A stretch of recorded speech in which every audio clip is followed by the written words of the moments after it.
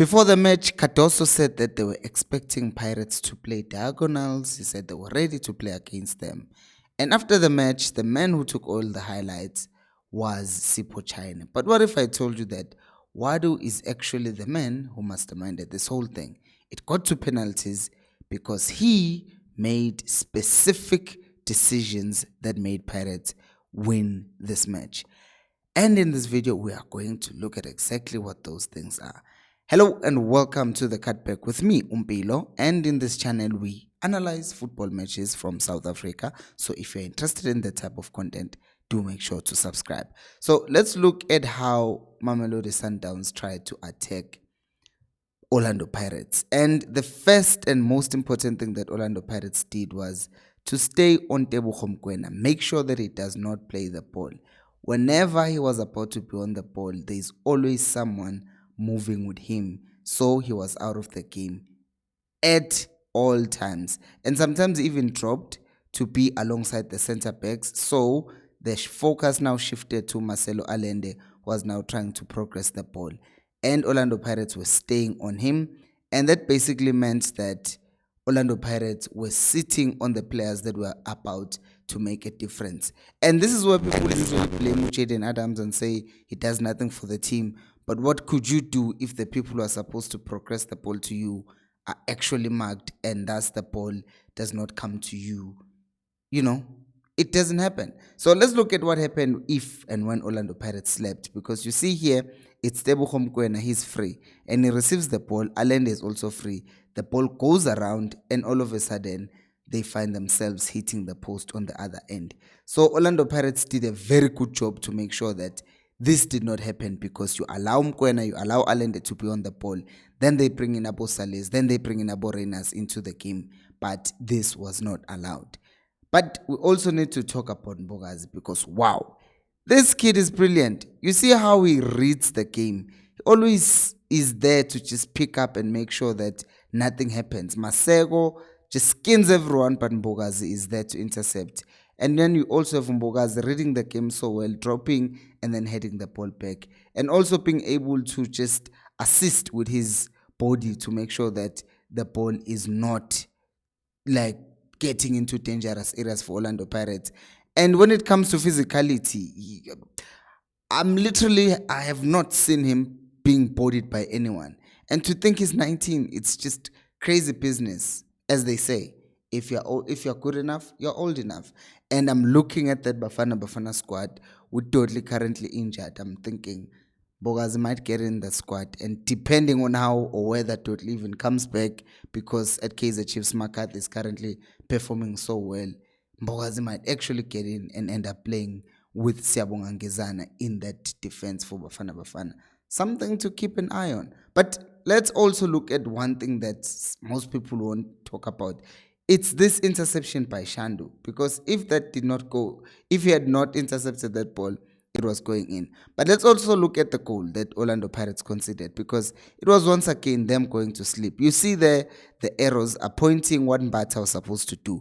Move into that space. Hoto, move into that space, that gap, because Reyners sees that space and he smells blood and he runs into that space. They fail to deal with that ball. But here again, Siema and Chaini are supposed to communicate. Zero communication. He intercepts the ball that he shouldn't, and then Mamelodi Sundowns end up scoring the goal. But now let's look at how Orlando Pirates were trying to attack.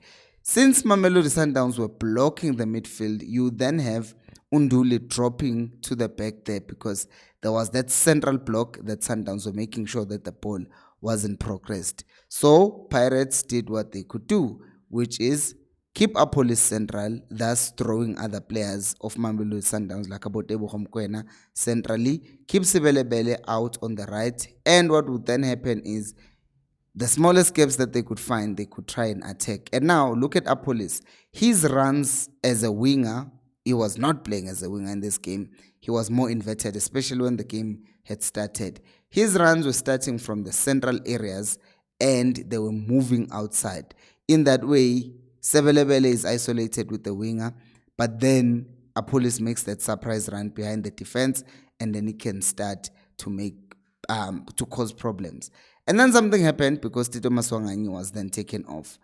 If I look at why Tito was taken off in this game, I look at everyone who was on that Pirates team, right? You take off Tito, you bring on Ushandu, who's a defender, but it wasn't a defensive sub. It was actually an offensive sub, which was set to allow Sibelebele to be more offensive.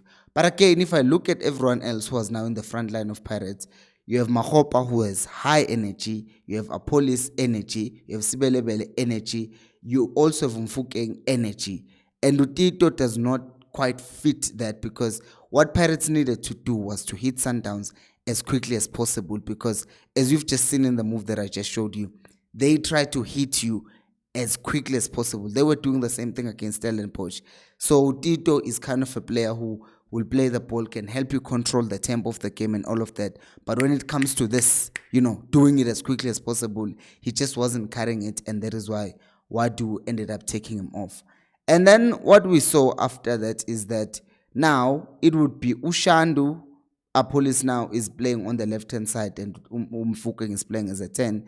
Now Ushandu would be the one who's making underlapping run. By underlapping, I mean he's not running outside of the winger, but he's running inside. So his runs were coming from the outside to the inside and then overloading that midfield. And they would try to have these sort of situations where it's 2v2 with the winger, with the left back and the left center back. That's meaning that Belebele will have an advantage because he will be isolated with the left back. But in some cases, it just didn't work, and that is why we now have to look at the actual plan that Pirates had. Because now, the actual plan was, okay, Orlando Pirates is going to have players in the middle, 4 to be more specific.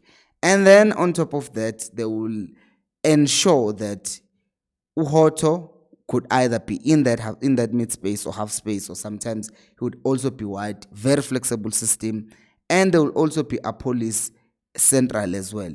But now look at what happens, what Pirates does. You see that there is a lot of Orlando Pirates players in that section of the ground, so they are basically attracting Mamelodi Sundowns to press them. But as Sundowns tries to press, that's when they play those long balls across. You see the same situation. You have 3 there, forcing Mamelodi Sundowns to come and press, and as they come close, then that's when the run starts from the other side. Keeps on happening again. Now, I want you to look at the 2 players who are highlighted right now. You see it's Belebele and Mfukeng. Look at their movement. They move towards the ball, and as they are followed by Sundowns players, and boom, they switch direction and they are now attacking the other side of the goal.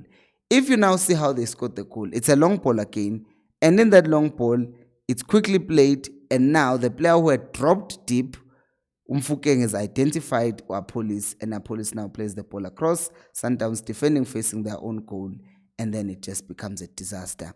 They concede a goal. So Wadu made a decision. They will try to play if the situation allowed, but if it didn't, they wouldn't try to do it. And that was the case. Sundowns were not allowing them to play. So the moment they were pressed, then they were switching. To even get to penalties, Pirates could have won this game if they hadn't slept that once in that situation. So the plan, although it wasn't the most protagonist kind of thing to do, but he did what he thought was at the strength of his team, and he did it. They got to penalties, and they knew that their goalkeeper could save penalties. But what did you guys make of this game? Do let me know down on the comment section below. Thank you so much for watching. Have you subscribed? If you haven't, make sure you do. And since you're a Pirate fan, most likely, go check out this video that I made talking about how Pirates have improved under Wadu. It's based off the game that they played against Stellenbosch. So check this video out, and yeah, share with your friends and subscribe. Bye bye.